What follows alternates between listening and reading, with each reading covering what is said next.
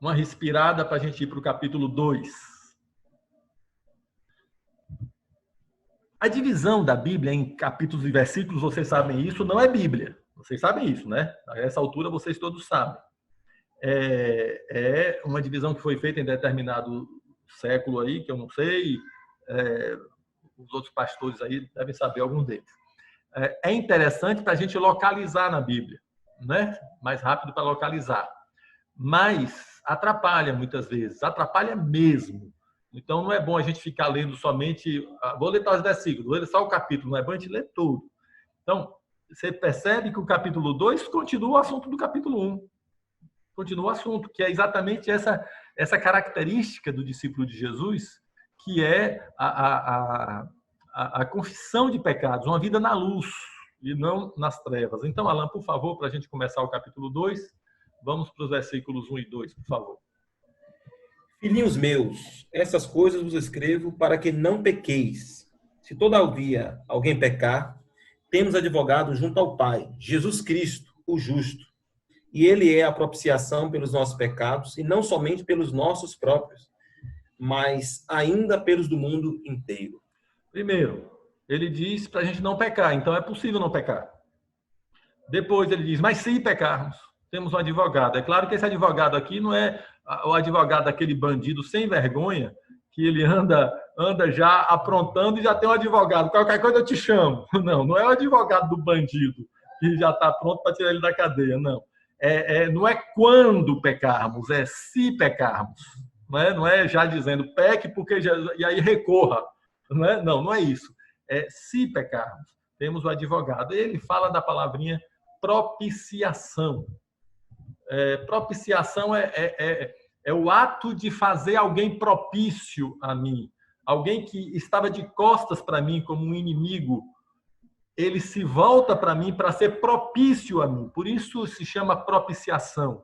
E Jesus fez isso, porque Deus não estava com seus ouvidos tapados, nem sua mão encolhida para que não pudesse nos abençoar, mas os nossos pecados faziam separação entre nós e o nosso Deus. Então, Deus não podia ser propício a nós. O próprio Deus, em Jesus, resolve o problema, porque ele paga os nossos pecados, retira a parede de separação, e então o Pai se torna propício a nós por causa do Filho.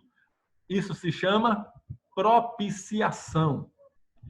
Aí que diz que Jesus é a nossa propiciação, significa que ele pagou o preço pelo nosso pecado para nos reconciliar com o Pai. Jesus ofereceu o sacrifício propiciatório, isto é, o sacrifício que satisfez a justiça do Pai, a maneira do Pai ser, que é uma maneira santa. Então, Deus mesmo resolveu o nosso problema com ele, porque ele mesmo veio e pagou o nosso pecado. O interessante desse texto é que Jesus não morreu somente por nós, que já confessamos e recebemos o perdão. Jesus morreu pelos pecados de todo mundo, de todas as pessoas. Daí é que a gente vai falar o quê? Então está todo mundo salvo? Não, porque é preciso que cada pessoa creia nisso, ouça, creia e se arrependa. É preciso que a pessoa tome posse daquilo que Jesus providenciou na cruz, o perdão dos seus pecados. E para que ela faça isso, é o que Paulo pergunta. Como ouvirão se não há quem pregue? Como saberão se não há quem pregue? Então, aqui a necessidade que a gente pregue o evangelho. Porque já que Jesus morreu por todos os pecados, a gente precisa dizer para as pessoas isso. Olha, Jesus já perdoou seu pecado. Você pode se livrar dele, entendeu? Se livrar do pecado. Então, a gente precisa falar isso para as pessoas, que o problema dela já está resolvido. A gente precisa dizer, olha, Jesus já resolveu o problema, já perdoou meu pecado. Aí a pessoa, e o meu? Já está resolvido também. Você só precisa crer, se arrepender e ser batizado. Esses 2 primeiros versículos falam disso, tá? Nos versículos 3 ao 6, a gente encontra novamente aquela questão da definição que eu falei. Aí, novamente, João apresenta a definição de quem é de Jesus e quem não é, quem está em Deus e quem não está. Isso aqui, gente, é muito importante e a gente não tem que pensar em outras pessoas, tá? Pensar em cada um de nós. Então, no capítulo 1, a gente viu lá nos versículos 5 e 6, que ele diz que quem anda na luz está em Deus e quem anda nas trevas não está. Não importa a profissão religiosa da pessoa, pode ter a religião que for. Se está na luz, está em Deus. Se está nas trevas, segundo aquela definição de trevas que eu falei, não está em Deus. Né? É uma maneira que a gente tem de julgar, em primeiro lugar, julgarmos a nós mesmos e, quando necessário, saber como é a situação de alguma pessoa. Aqui, nesses versículos de 3 ao 6, nós temos outra definição, que é uma maneira de saber se eu estou em Deus ou não. E essa é a forma. Vamos lá, então. Do 3 ao 6, Alan, por favor. Primeira definição, aliás, isso é muito parecido uma com a outra, mas vamos versículo por versículo. Primeira definição, versículo 3, Alan. Ora, sabemos que temos conhecido por isto, se guardamos os seus mandamentos. Pronto. Eu sei se eu conheço a Deus, eu sei se alguém conhece a Deus, se ele guarda o mandamento. A gente se lembra lá do Evangelho de João, que Jesus fala: aquele que me ama guarda os meus mandamentos. Então, aqui, o mesmo João repete isso. Se eu guardo os ensinos de Cristo, os mandamentos de Jesus, é porque eu conheço a Deus.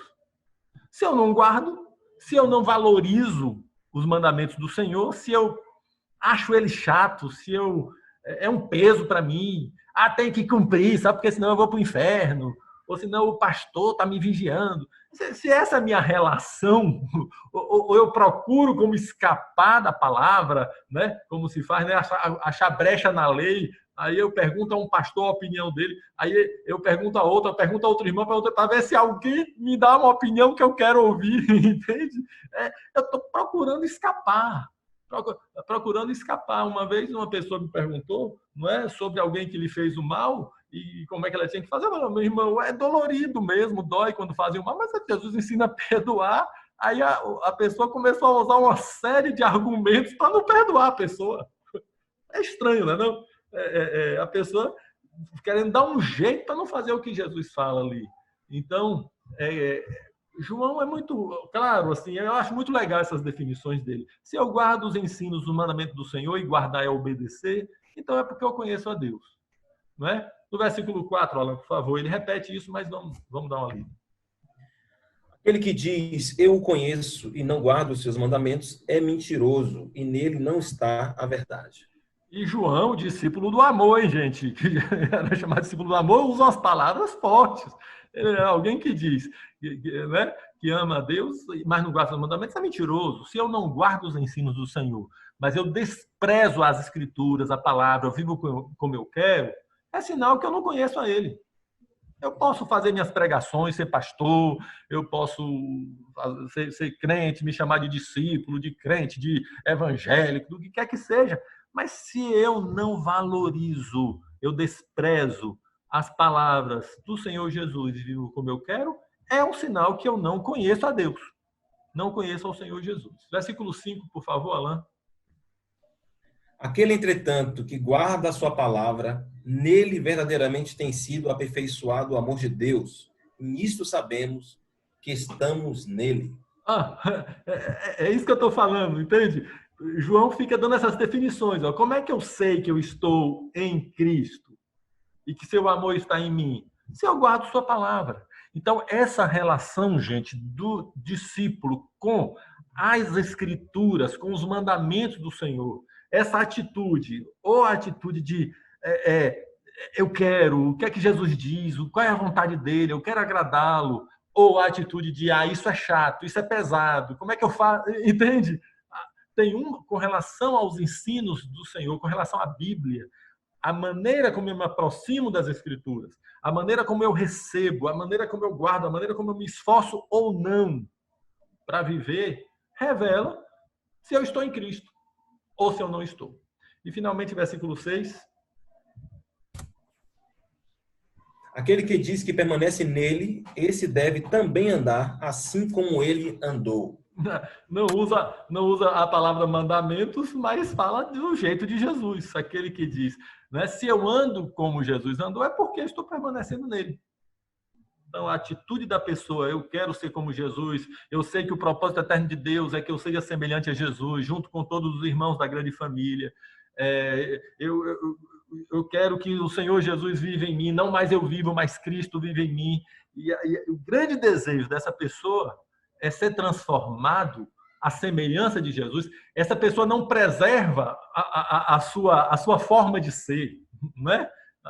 Preservar a forma de ser eu sou assim mesmo, é difícil mudar, essas coisas todas que todos nós falamos de vez em quando, né? Revelam um afastamento do Senhor. Mas aquele que diz, eu quero andar como Jesus andou, eu quero saber como ele andou, eu quero saber como é que ele falou para a gente fazer, e no poder do Espírito eu vou fazer, revela que nós estamos permanecendo nele. Portanto, a conclusão aí desses versículos 3 ou 6 é que um dos diferenciais dos discípulos de Jesus é a importância e o valor que ele dá aos ensinos das Escrituras e o seu esforço em praticar, claro, no poder do Espírito Santo. Tá bom? Eu engrenei aqui, mas abri para perguntas com esse tanto de gente, mas, de qualquer maneira, uma ou outra que alguém queira fazer, pode fazer. Tá bom, gente? Também é o seguinte, durante esses dias aí, alguma dúvida que surgir na sua leitura particular, surgir no grupo, que você puder dirimir a dúvida, faça isso. Se não, traga para os pastores, tá bom? E a gente tem todo esse período aí. Mas isso aqui não é desculpa para vocês não me interromperem, não. Se alguém achar que precisa mesmo, fique à vontade. Nos versículos 7 a 11, porque quando ele fala em guardar os mandamentos, a gente pensa em muita coisa. Em primeiro lugar, o evangelho não tem muita coisa, tá, gente? A Bíblia pode ter muita coisa, afinal de contas, não são só 10 nem 20 páginas, são muitas páginas. E a gente deve conhecer muito as Escrituras, mas a Bíblia toda é muito repetitiva, porque o que Deus fez por nós e mandou que façamos não é complicado e nem é muita coisa, tá? Então, João aqui traz esse entendimento de que o resumo dos mandamentos e dos ensinos do Senhor está no amor. Então, qualquer discípulo de Jesus que quer andar como ele andou, vai sempre se interessar em amar. Como amar? A gente sempre fica agoniado, né? Porque às vezes alguém pisa no nosso pé e a gente quer pisar de volta no pé e a gente fica logo com a cabeça quente, e Jesus me ajuda, a gente confessa logo para o irmão, e como é que eu faço para ter paciência? De vez em quando a gente dá um coice em alguém e aí fica lá, e a gente vai e pede perdão à pessoa. Essa luta pelo amor é bonita. É própria de quem se converteu. Porque quem não se converteu não está nem aí para amar, não. Está nem aí. E todos os mandamentos do Senhor se resumem no amor. Então, não é assim, se eu amar, eu estarei automaticamente obedecendo os mandamentos. Não é só assim, não, porque isso é meio perigoso, porque essa definição de amor na cabeça de cada um pode ser não exata. É assim, se eu obedecer os mandamentos do Senhor, não tenha dúvida que eu vou conseguir amar as pessoas, porque os mandamentos do Senhor visam a eu me relacionar com o Pai e a amar as pessoas, não é? E aí, novamente, João fala isso aí, desses versículos de 7 a 11, e novamente ele traz uma definição, e aí é uma definição rasgada mesmo. A gente já viu duas aqui, né? Quem anda nas trevas não conhece a Deus, é mentiroso, não conhece, porque Deus é luz. Depois ele faz a outra definição. Quem conhece a Deus ouve os mandamentos e guarda, ele valoriza a prática da palavra e ama a prática da palavra. E agora ele faz uma definição nesses versículos que estão no 9 e 10, mas Alan vai ler do 7 ao 11, né? Uma definição rasgada que ajuda muito a gente a compreender o que é o Evangelho e o que é a vida com Cristo. Por favor, Alan, pode ler do 7 ao 11. E o 9 e 10 você pode ler com voz de pregador, por favor. Aí só já semana, mas eu vou tentar. Mas a gente se esforça, né? Aquela voz ali, com corpo de glória eu vou ter. A semana 9 e 10 você entra, viu? Vamos lá. Amados, não vos escrevo mandamento novo, senão mandamento antigo, o qual desde o princípio tiveste. Esse mandamento antigo é a palavra que ouvistes. Todavia vos escrevo um novo mandamento, aquilo que é verdadeiro nele e em vós, porque as trevas se vão dissipando e a verdadeira luz já brilha. Aquele que diz está na luz e odeia seu irmão, até agora está nas trevas. Aquele que ama seu irmão permanece na luz, e nele não há nenhum tropeço. Aquele, porém, que odeia seu irmão está nas trevas, e anda nas trevas, e não sabe para onde vai, porque as trevas lhe cegaram os olhos. Eu não preciso fazer comentário disso aí. Preciso, gente? João dá a definição. Eu poderia fazer um comentário sobre esse tropeço, sobre esse não sabe para onde vai, mas é isso. Eu não quero entrar em detalhe dos versículos, mas o todo é o seguinte, é a terceira definição que João nos traz. Quem diz que está na luz, quem diz que é de Jesus, quem diz que é crente, quem diz que é de Deus, e odeia e alimenta o ódio, não resolve sua vida com as pessoas com que ela tem problema, e guarda a ira, guarda a amargura, na verdade é porque está nas trevas. Não é? Agora, quem ama seu irmão está na luz.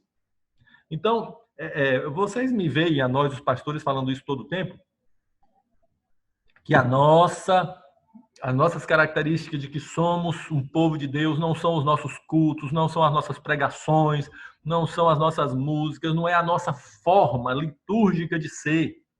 Mas é isso aí que está escrito. Tá? João define, é a terceira definição.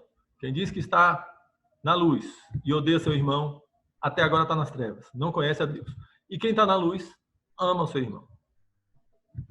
Tá bom? Foi a terceira definição. Eu quero lembrar vocês que essa é uma das repetições de 1 João. E no material que vocês vão receber, toda vez que aparece a palavra definição ou definições, está em negrito e sublinhado. Então, é uma maneira de insistir com a gente mesmo na leitura e na hora que a gente está ensinando para os irmãos, porque esse é um dos centros dessa carta. Quando ele disse lá no início, nós ouvimos, agora vocês também vão conhecer, e a mensagem que ouvimos deles é essa, pronto, aí ele começa a falar o que ele ouviu de Cristo. E à medida que a gente vai ouvindo o que ele ouviu de Cristo, a gente vai conhecendo Jesus do mesmo jeito que ele conheceu. Esse é um milagre do Evangelho. Né? Por isso Jesus diz, bem-aventurado o que não viu e creu. É um mistério esse negócio. A gente não precisa, se eu tivesse lá, talvez se eu tivesse lá não tivesse crido. Né? Então, mas vamos seguir então. Vamos seguir. Versículos 12 ao 29, nesta parte do capítulo, eu não vou fazer comentários detalhados, como eu não estou fazendo, mas nesse aqui eu vou ser mais rápido ainda. Vou apenas usar uma frase para cada parte, não é? E aí, cada irmão vai aproveitar para meditar mais detalhadamente em casa. Vamos lá, Alain, por favor, leia para mim o 12 ao 14, aí eu só falo uma frase. Filhinhos, eu vos escrevo porque os vossos pecados são perdoados por causa do seu nome.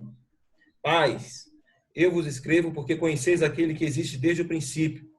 Jovens, eu vos escrevo porque tendes vencido o maligno. Filhinhos, eu vos escrevi porque conheceis o Pai. Pais, eu vos escrevi porque conheceis aquele que existe desde o princípio. Jovens, eu vos escrevi porque sois fortes. E a palavra de Deus permanece em vós e tendes vencido o maligno.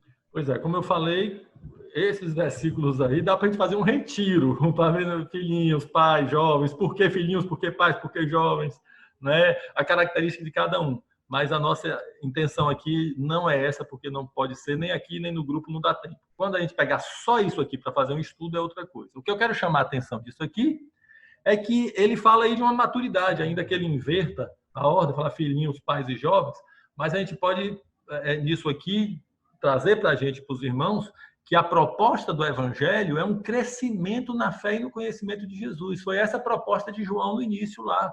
Ele fala, eu quero que vocês tenham a mesma comunhão que eu tenho. Então, crescer no conhecimento de Jesus. A gente não ficar infantil, mas buscar a maturidade. Infância indefinida na fé. Gente na igreja que não cresce muito, os seus problemas são sempre os mesmos, pecados não muda nem de pecado. As atitudes são sempre as mesmas, as infantilidades são sempre as mesmas. É desajuste, não é bom. A Bíblia nos apresenta uma proposta de maturidade. Então, nesses versículos, só quero chamar a atenção disso. Tá? 15 a 17, por favor, Alain. Não ameis o mundo, nem as coisas que há no mundo. Se alguém amar o mundo, o amor do Pai não está nele.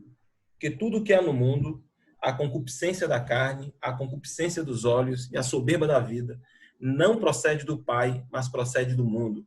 Ora, o mundo passa, bem como a sua concupiscência. Aquele, porém, que faz a vontade de Deus, permanece eternamente. Também aí, esses versículos merecem outro retiro também. Mas, só uma observação, muitas pessoas falam concupiscência, não é concupiscência, não é, é como Alan leu, concupiscência, que é o desejo desordenado, tá? Pois é, cada assunto desse merece trabalhar eles, mas não tem lugar aqui. Não é concupiscência da carne, dos olhos, é soberba da vida. Mas o que eu quero resumir aqui, esses 3 versículos, com a seguinte observação: façamos sempre uma escolha definitiva em amar o Senhor Jesus. O chamado de João no início foi para conhecer Jesus. Então vamos fazer uma escolha definitiva de dizer não aos nossos desejos, desejo de nos satisfazer, desejo de nos realizar nesse mundo, porque a nossa realização está no que é eterno. A nossa realização está em Cristo, porque a minha alegria, como João falou lá no início, veja só, é uma carta, gente. É por isso que essa divisão de versículos e capítulos atrapalha também. É uma carta. Quando João começa, ele passou a ideia da carta, não é? E a ideia é que a gente tem a mesma alegria que ele, que é de conhecer Jesus. Então, esses versículos também nos levam a esse tipo de atitude, de tomar uma decisão definitiva, de fazer de Jesus e do conhecimento de Cristo a nossa alegria e não as realizações daqui da terra, ou as realizações, inclusive, pecaminosas. Finalmente, versículos 18 ao 29, Alan, são 11 versículos, ou 12, leia-os aí para mim, por favor. Filhinhos, já é a última hora, e como ouviste que vem o anticristo, também agora muitos anticristos têm surgido, pelo que conhecemos que é a última hora. Eles saíram de nosso meio, entretanto, não eram dos nossos, porque se tivessem sido dos nossos, teriam permanecido conosco. Todavia, eles se foram para que ficasse manifesto que nenhum deles é dos nossos. E vós possuís unção que vem do Santo, e todos tens conhecimento. Não vos escrevi porque não saibais a verdade, antes porque a sabeis, e porque mentira alguma jamais procede da verdade. Quem é o mentiroso, senão aquele que nega que Jesus é o Cristo? Este é o anticristo, que nega o Pai e o Filho. Todo aquele que nega o Filho, esse não tem o Pai. Aquele que confessa o Filho, tem igualmente o Pai. Permaneça em vós o que ouvistes desde o princípio. Se em vós permanecer o que desde o princípio ouvistes, também permanecereis vós no Filho e no Pai. E esta é a promessa que ele mesmo fez, a vida eterna. Isto que vos acabo de escrever é acerca dos que procuram enganar. Quanto a vós outros, a unção que dele recebeste permanece em vós, e não tendes necessidade de que alguém vos ensine. Mas como a unção vos ensina a respeito de todas as coisas, e é verdadeira e não é falsa, permanecei nele, como também ela vos ensinou. Filhinhos, agora, pois, permanecei nele, para que, quando ele se manifestar, tenhamos confiança e dele não nos afastemos envergonhados na sua vinda. Se sabeis que ele é justo, reconhecei também que todo aquele que pratica a justiça é nascido dele. Dá uma pena a gente não se deter em cada versículo, aí tem tanta riqueza, mas é exatamente isso, é porque tem tanta riqueza que a gente, só em outro momento, a gente preparar um material só, por exemplo, para esses versículos, tá? O que eu quero chamar a atenção aí, 2 coisas que eu quero chamar a atenção desses versículos todos, é que ele fala de permanecer em Cristo, permanecer na palavra de Deus. Porque essa é a proposta de João no início, lá nos versículos 1 e 2, que a gente conheça Jesus. Eu fico repetindo aqui exatamente para gravar essa intenção de João. Não é que a gente conheça Jesus como ele conheceu. A gente não tocou em Jesus, não viu Jesus, né? Não ouviu, mas a gente pode conhecer Jesus do mesmo jeito, como permanecendo na palavra, permanecendo em Cristo. E esse texto diz, é o que eu quero chamar a atenção aqui, que cada discípulo, cada filho de Deus tem o Espírito Santo. Não depende de mais ninguém para permanecer em Cristo. Nós todos dependemos uns dos outros para crescer, para amadurecer. A gente não vive sozinho, não existe igreja cada um sozinho. Mas, ao mesmo tempo, cada pessoa, ela não somente deve, mas como pode. Eu gosto mais do pode do que do deve. Porque o evangelho, para mim, não é regra que obriga. O evangelho é possibilidade. Então, eu não tenho que permanecer em Cristo. Eu posso permanecer em Cristo. Esse é o negócio. Não é, eu não sei se eu estou passando aqui pelo vídeo o que eu sinto sobre isso aqui. O evangelho não é você tem que. O evangelho é você pode. Porque Jesus já fez. Porque e é isso que ele está dizendo aí. Você tem o Espírito Santo. É a unção da parte de Deus que te ensina a permanecer em Cristo. Aproveita isso para permanecer na palavra. Agora, no versículo 29, a segunda coisa que eu quero chamar a atenção aí desses versículos todos, vem outra definição. Mais uma vez, no material que vocês vão receber, a palavra definição está em negrito e sublinhado. Tem outra definição, eu queria que você lesse de novo, Alain, o versículo 29. Se sabeis que ele é justo, reconhecei também que todo aquele que pratica a justiça é nascido dele. Aí a definição. Quem é nascido de Deus? Quem é nascido de novo? É quem pratica a justiça. E justiça na Bíblia, um dos aspectos da compreensão da justiça é a vontade de Deus. Justiça tem a ver com justificação, nos tornar justos. Jesus é a nossa justificação e a nossa justiça, porque essa foi a vontade de Deus, nos perdoar pela fé e não pelas obras. É a justiça de Deus, a vontade de Deus é que a gente seja perdoado pela fé e não pelas obras. Isso diz respeito à salvação inicial. O restante da caminhada é andar na justiça, andar na vontade de Deus. É a mesma coisa dos mandamentos. Quem é realmente nascido de novo vive para fazer a vontade do Pai Celestial. É a definição mesma do outro, que quem é nascido de Deus, quem conhece a Deus, né, guarda os seus mandamentos. Tem essa inclinação. É a inclinação. Quem é nascido de novo, quem é nascido de Deus, tem a inclinação. Tem dificuldades, tem lutas, tem fraqueza. Não sei se eu estou conseguindo explicar. Né? Tem. Mas, junto com toda essa luta, ele tem a inclinação, ele tem o desejo que é dado pelo Espírito Santo, pela unção que cada um tem em si. Tá? Já aquela pessoa, não é? Me lembro né, lá do interior, da fazenda, de vez em quando o vaqueiro tinha que buscar um boi, uma vaca lá no meio do mato, que se desgarra e tem que ser no laço e trazer na raça para ver se... Não é? Bem, há irmãos que a gente tem que trazer na raça e são irmãos. E são irmãos. Não estou dizendo aqui que porque a pessoa pode estar num momento mais crítico, não é nascida de Deus. Mas eu estou falando que se essa atitude de sempre ser trazido na raça, se eu tenho essa atitude, eu sempre tenho que ser trazido na raça pelos meus irmãos. Sempre meus irmãos têm que me ficar convencendo das coisas. Sempre tem que ficar provando tudo para mim, para ver se eu obedeço. Tem alguma coisa estranha. Porque a inclinação de quem é nascido de Deus é pela justiça de Deus. Tá? Pelo que eu estou vendo, eu acho que eu não consigo terminar, mas até que não estou ruim aqui no ritmo, não. Quem está com sua água, pode tomar água. 2 segundos para tomar água.